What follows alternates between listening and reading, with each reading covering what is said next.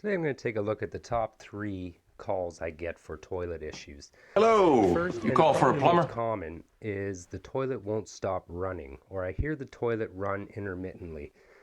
So I'll let you hear what this sounds like now.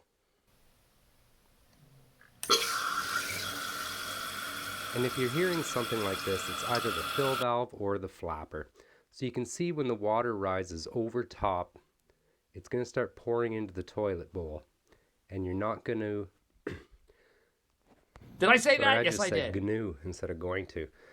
But it's not going to shut itself off. So you're going to have to turn this dial here, which will lower the water in the toilet tank. Now, it also could be the flapper. In this case, it's a drum style flapper. Now, you may have an older regular style flapper, kind of like this one here. Same fill valve, but you're going to want to change this flapper too. Typically, what we all do is change them both. Fill valves are 20 bucks and flappers are around 5 bucks, so just do them both. Now the next one I get quite a bit actually is my toilet flushes slowly. Now it could be a venting issue, however, this is one that a lot of people don't know. So where it exits, there's a hole on the opposite end, which is called a jetter hole.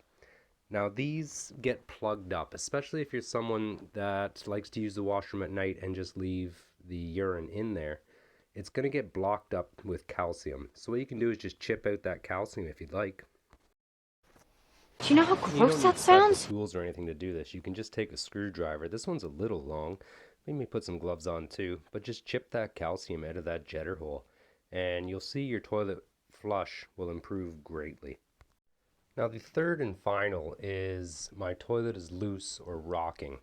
Now this one can be very problematic. So what you can try, and this is only going to buy you some time. If you have this problem, you got to pull the toilet. However, you can try tightening these bolts. However, you do run into the issue of breaking the ears on the toilet flange. Could you take a look at my This ears? is what a toilet flange looks like when you pull the toilet off.